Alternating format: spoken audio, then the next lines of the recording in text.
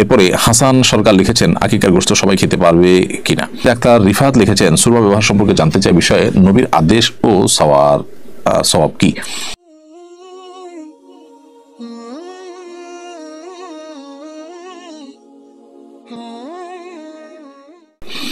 এরপরে হাসান সরকার লিখেছেন আকিকার গোশত সবাই খেতে পারবে কিনা। হ্যাঁ, আকিকার গোশত সবাই খেতে পারবে, এমনকি সন্তানের বাবা মা তারা নিজেরাও খেতে পারবেন, অন্য যে কোনো কেউ খেতে পারবেন, গরিবদেরকে দান করতে পারবেন। সঞ্জিদ আক্তার রিফাত লিখেছেন সুরমা ব্যবহার সম্পর্কে জানতে চাই, বিষয়ে নবীর আদেশ ও সওয়াব কি। সুরমা নবী সাল্লাল্লাহু আলাইহি ওয়াসাল্লাম ব্যবহার করেছে, জাস্ট এটার জন্য নির্দেশ করেছেন এমন কোনো বিষয় নয়।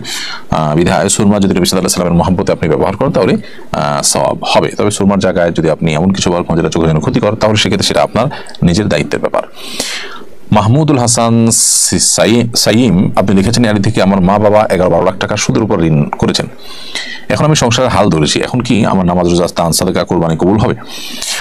দেখুন, আপনার বাবার উপর যদি আপনি ডিপেন্ডেন্ট না হন, আপনি নিজের সংসারের হাল ধরেন, তাহলে সেক্ষেত্রে এখন সেটা পরিশোধ করার চেষ্টা করবেন এবং তওবা করবেন আল্লাহ সুবহানাহু ওয়া তাআলার কাছে, আশা করি আল্লাহ তাআলা মাফ করবেন।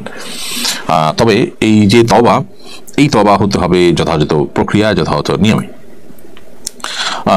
আপনি সুদের উপর ঋণ করেছেন, সেজন্য তওবার একটা বড় প্রক্রিয়া হলো, তওবার একটা অংশ হলো যে আপনি সেখান থেকে সরে আসবেন যত দ্রুত সম্ভব। অন্য কোনোভাবে টাকা পয়সা জমা বিক্রি করে হলেও দিয়ে আপনাকে ক্লোজ করবেন দ্রুততার সাথে। যদি আপনি হারাম সম্পর্কের মধ্যে আছেন, হারাম লেনদেনের মধ্যে আছেন, হারাম লেনদেনের মধ্যে থাকার কারণে আপনি নিজের মধ্যে অপরাধ বোধ জাগ্রত করার চেষ্টা করবেন এবং আপনি সেখান থেকে সরে আসার জন্য আপ্রাণ চেষ্টা করবেন। সেটা যদি আপনি না করেন তাহলে গুনাহগার হবেন।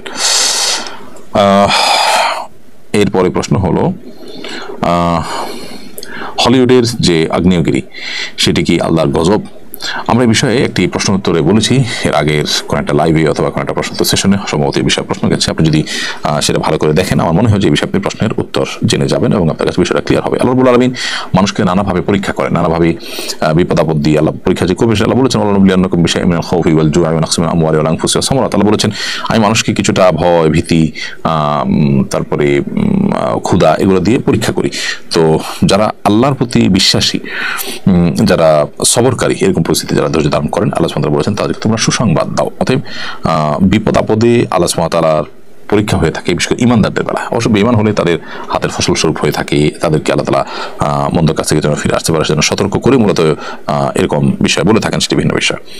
এমনি আসাদ হোসেন লিখেছেন আমি একটা মেয়েকে পছন্দ করি, আমি ওকে বিয়ে করতে চাই। দেখুন, কাউকে পছন্দ হলো হারাম সম্পর্ক করা ছাড়া সরাসরি বিয়ের প্রস্তাব দিয়ে বিয়ের উদ্যোগ নিতে হবে যদি সুযোগ থাকে, আর না হলে এখান থেকে সরে আসতে হবে। এই পছন্দ করা করি এটা মানুষের জন্য হারাম এবং এটাকে মানুষকে হারাম দিকে নিয়ে যায় যদি বিবাহ উদ্দেশ্য ছাড়া এ ধরনের বাস বিচার করা এবং দীর্ঘদিন রিলেশন বা অল্প হোক আর বেশি দিন হোক হারাম বিবাহের আগে রিলেশন করা হয় সেটি। এরপরে স্বামী মাহমুদ লিখেছেন দ্বিতীয় বিবাহ করতে চাই কিন্তু কেউ রাজি হয় না, করণীয় কি? কেন দ্বিতীয় বিবাহ করবেন সেটির উত্তর আগে জানতে হবে। আপনি শুধুমাত্র খায়েশ মেটাবার জন্য দ্বিতীয় বিয়ে করবেন, দ্বিতীয় বিয়ে করে আপনি সমতা বজায় রাখতে পারবেন কিনা, ইনসাফ মেনটেন করতে পারবেন কিনা সে বিষয়ে হয়তো আপনার কাছে পরিষ্কার ধারণা আছে কিনা আমি জানি না।